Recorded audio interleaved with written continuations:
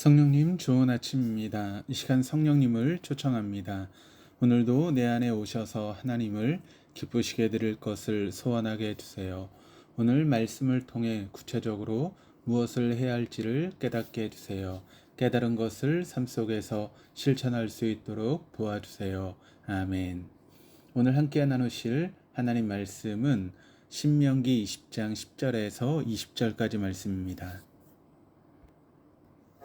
네가 어떤 성읍으로 나아가서 치료할 때에는 그 성읍에 먼저 화평을 선언하라.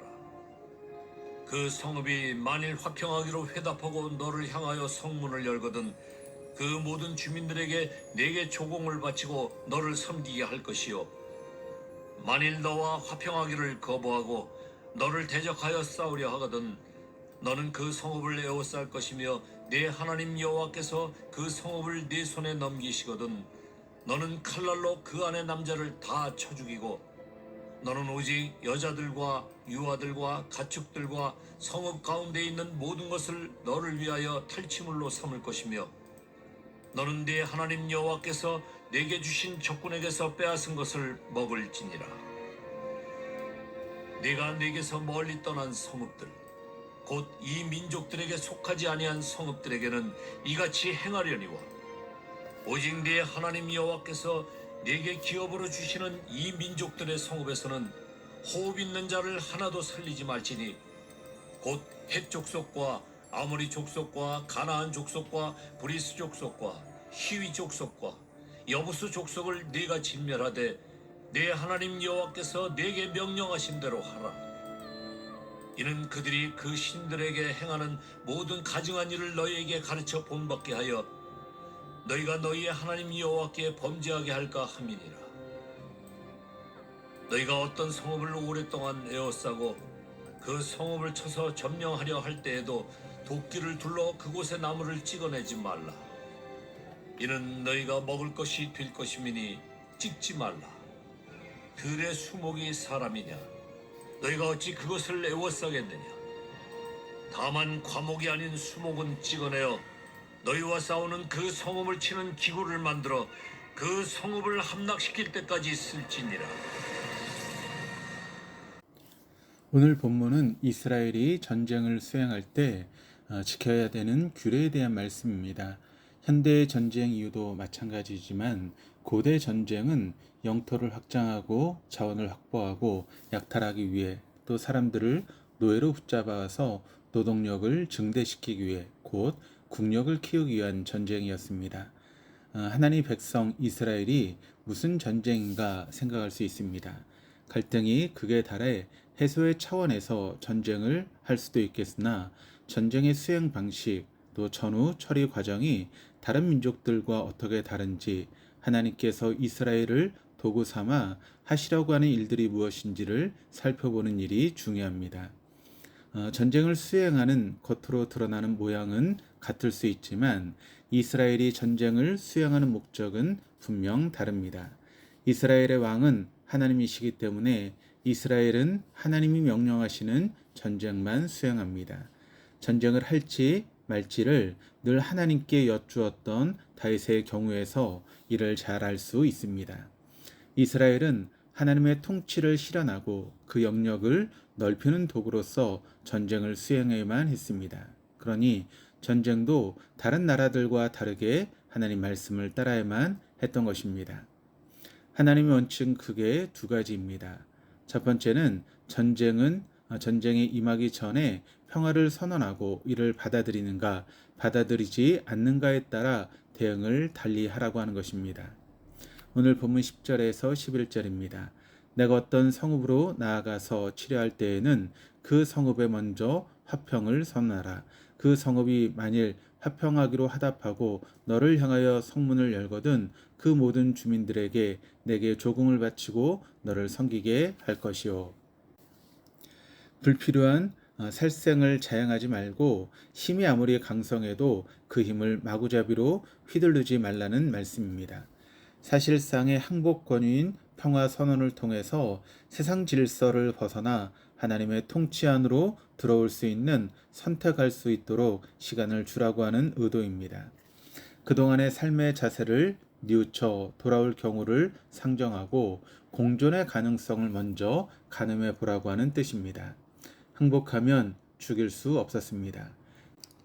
그들의 육체에 위해를 가하거나 그들이 가지고 있는 소유를 마음대로 몰수할 수도 없었습니다. 그저 나라에 귀속시켜 이스라엘 전체를 섬기게 할 뿐이었습니다. 대표적인 예가 기본 사람들이었습니다. 실상은 코앞에 살면서도 마치 먼 곳에 사는 사람들로 위장하여 이스라엘과 평화 조약을 체결한 터라 기본은 이스라엘 사회 전체를 섬기게 되었습니다. 평화를 선포했음에도 받아들이지 않을 때 전쟁을 시작할 수 있었습니다. 대표적인 예가 가나안 땅으로 가는 길목에 자리 잡았던 헤스본 왕 시온에게 평화를 선포하고 길을 내어달라고 요청했음에도 이를 거절했던 때입니다. 이처럼 이스라엘의 제안을 거절하게 된다면 그때서야 전쟁을 시작할 수 있었습니다. 그리고 전쟁의 과정이 뒤이어 나옵니다. 12절에서 14절까지 말씀입니다. 만일 너와 화평하기를 거부하고 너를 대적하여 싸우려 하거든 너는 그 성읍을 에워쌀 것이며 내 하나님 여호와께서 그 성읍을 내 손에 넘기시거든 너는 칼날로 그 안의 남자를 다 쳐 죽이고 너는 오직 여자들과 유아들과 가축들과 성읍 가운데 있는 모든 것을 너를 위하여 탈취물로 삼을 것이며 너는 내 하나님 여호와께서 내게 주신 적군에게서 빼앗은 것을 먹을지니라. 포위하고 난 다음에 점령합니다. 점령 이후 처리 과정에서 전쟁에 참여할 수 있는 남자들은 다 죽입니다. 이는 저항의 가능성을 방지하기 위함입니다. 여자와 아이들, 가축을 비롯한 모든 재산을 전리품으로 나눠 가질 수 있었습니다. 다음 장인 신명기 21장에는 여자 포로들을 대할 때도 자신들이 하고 싶은 대로가 아닌 사람으로서의 존엄을 지켜가면서 배려해야 된다라고 하는 것을 가르칩니다. 고대 아수르나 바벨론과 같은 다른 나라들이 정복 대상을 어떤 방식으로 박해하고 유린했는지를 살펴보면 동시대에 선포된 하나님 말씀이 보다 온건하고 인도주의적 관점에서 기술되었다라고 하는 것을 알게 됩니다. 전쟁의 목적 자체가 전리품이 아니라 땅의 거룩함을 회복하는 것이었으므로 얻게 될 이익이 우선순위가 아니었다라고 하는 것입니다. 우리는 우리의 영향력이 닿는 곳을 거룩하게 만들 책임 있는 사람들입니다. 죽음의 행렬을 따르는 사람들과 만나 예수 그리스도를 따르는 행렬로 생명의 길로 인도해야 합니다. 이스라엘이 약속의 땅 바깥의 성읍을 찾아가 평화를 선언하는 것은 하나님의 은총의 도구로서 하나님의 방문을 대리하는 것입니다. 반대로 말하면 이 목적 외에 다른 목적으로 사람을 대하는 일이 우리 가운데 없어야 하겠습니다. 다른 이들을 나의 이익의 수단으로 보거나 그들을 디딤돌로 삼으려고 하는 그 어떤 시도도 해서는 안 될 것입니다. 다음으로 전쟁 처리와 관련된 규례들이 언급되는데 이 규례는 약속의 땅 아니냐 바깥이냐에 따라 달리 진행되었습니다. 약속의 땅 바깥에 있었던 성읍과의 전쟁에서는 앞서 소개된 인도주의적인 전쟁법을 적용하고 약속의 땅 안의 도시에서는 헬렘 곧 진멸 규정이 적용되었습니다. 15절에서 16절입니다. 내가 내게서 멀리 떠난 성읍들 곧 이 민족들에게 속하지 아니한 성읍들에게는 이같이 행하려니와 오직 내 하나님 여호와께서 내게 기업으로 주시는 이 민족들의 성읍에서는 호흡 있는 자를 하나도 살리지 말지니. 하나님께서 이스라엘에게 기업으로 주시는 가나안 안에서는 전복 후 호흡 있는 자를 하나도 살려두어서는 안 된다라고 합니다. 신명기 말씀은 이렇지만 헬렘의 방식은 케이스마다 다르게 적용되었습니다. 여리고의 경우 정복한 첫 성이다 보니 사람과 짐승이 모두 죽었으나 그 다음 아이성에서는 사람들만 죽었고 짐승은 전리품으로 취급했습니다. 17절, 18절입니다. 곧 헷 족속과 아모리 족속과 가나안 족속과 브리스 족속과 히위 족속과 여부스 족속을 내가 진멸하되 내 하나님 여호와께서 내게 명령하신 대로 하라. 이는 그들이 그 신들에게 행하는 모든 가증한 일을 너희에게 가르쳐 본받게 하여 너희가 너희 하나님 여호와께 범죄하게 할까 함이니라. 보통 가나안 부족을 언급할 때 등장하는 7부족 가운데 기르가스 족속이 빠져 있긴 하지만 이는 모세가 이스라엘과 말로 소통하고 있는 현장에서의 다이내믹한 상황 때문에 빠진 것이지 하나님의 뜻이 변화된 것은 절대로 아닙니다. 이렇게 가나안 사람들에게는 앞서 언급된 규례가 적용되지 않는 점은 두 가지 이유 때문입니다. 첫째는 가나안 사람들의 종교 풍습에 이스라엘이 오염되는 것을 막기 위함이었고, 둘째는 그들이 저지른 온갖 죄악을 심판하기 위한 차원이었습니다. 그들은 대단히 왜곡된 신인식을 바탕으로 신체 위해를 가하고 타인의 생명을 빼앗는 제사를 통해 다수의 이익을 확보하려고 하는 폐역한 종교 행위를 하고 있었습니다. 그 땅이 그들을 감당하지 못하여 결국 토해내고 만 것이었습니다. 이스라엘이 가나안을 용납한다라고 하는 것은 곧 하나님 말씀을 어기는 것, 언약을 이행하지 않는 것과 동일한 의미였습니다. 오늘날에 맞게 해석하면 하나님을 전적으로 의지하고 소망하는 것을 방해하는 수많은 변수들이 여기에 해당합니다. 가나안을 죽이지 않으면 이스라엘이 죽습니다. 이와 같은 절박한 심정으로 우리 주변을 살피며 살아가고 있는지 되돌아보셨으면 좋겠습니다. 19절에서 마지막 20절입니다. 너희가 어떤 성읍을 오랫동안 에워싸고 그 성읍을 쳐서 점령하려 할 때에도 도끼를 둘러 그곳의 나무를 찍어내지 말라. 이는 너희가 먹을 것이 될 것임이니 찍지 말라.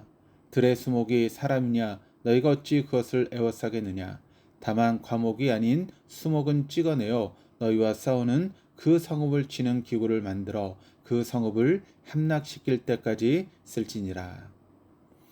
당시 애굽을 비롯한 주변국들은 자신들이 침략하려고 하는 지역에 가면 무분별하게 나무를 베고 과수원을 비롯한 모든 농경시설을 파괴하고 땅을 황폐하게 만드는 것을 기본적인 군사 전략으로 삼았습니다. 이렇게 그 땅 사람들이 살아갈 삶의 터전을 파괴하는 것이 아무렇지 않았던 것은 침략한 사람들이 그 땅에 머물면서 살 이유가 없었기 때문입니다. 이렇게 무차별적으로 그 땅의 생태 시스템을 파괴해 놓으면 전쟁은 단시간에 끝이 나더라도 그 땅 사람들은 수년, 수십 년에 걸쳐 고통을 받게 됩니다. 베어진 나무들에게서 다시 과실이 맺히려면 그만큼 시간이 필요하기 때문입니다. 주변국들과 달리 이스라엘은 무자비하게 전쟁을 해서는 안 된다라고 하십니다. 과일나무는 절대로 베지 말라고 말씀합니다. 정복당한 사람에 대한 배려이기도 하기에 당연한 말 같지만 이스라엘은 하나님의 평화를 전하는 도구이기 때문에 그렇습니다.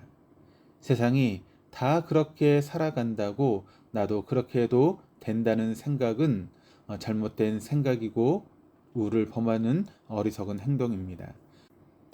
평화를 위해 지음받았고 거룩한 하나님을 따르는 지경을 넓히기 위해 살아가는 것이 우리들의 삶의 본령이라고 한다면 오늘 우리는 얼마나 그 길로부터 먼 길을 살아가고 있는지 되돌아볼 일입니다. 죄와 사망의 권세로부터 영원히 이기신 주님을 뒤따르며 오늘도 주님의 승리를 힘입어 이기는 삶을 살아가시는 우리 모두가 될 수 있기를 축복합니다. 기도하시겠습니다. 하나님 아버지, 그리스도인의 삶의 본령이 하나님의 통치와 그로 말미암은 평화를 전하는 일임을 깨닫게 해주셔서 감사합니다. 어디를 가든지 평화를 전하는 사람으로 살아가되 하나님의 은총의 도구로 살게 해 주시옵소서. 그토록 경계하셨던 가나안의 종교들이 오늘도 우리 주변에 도사리고 있습니다. 무엇인지 깨닫는 지혜를 주시고 세속의 영향을 받지 않을 실천적인 대안들을 산 가운데 마련하는 용기도 허락해 주시옵소서. 감사드리며 예수 그리스도 이름으로 기도드립니다. 아멘.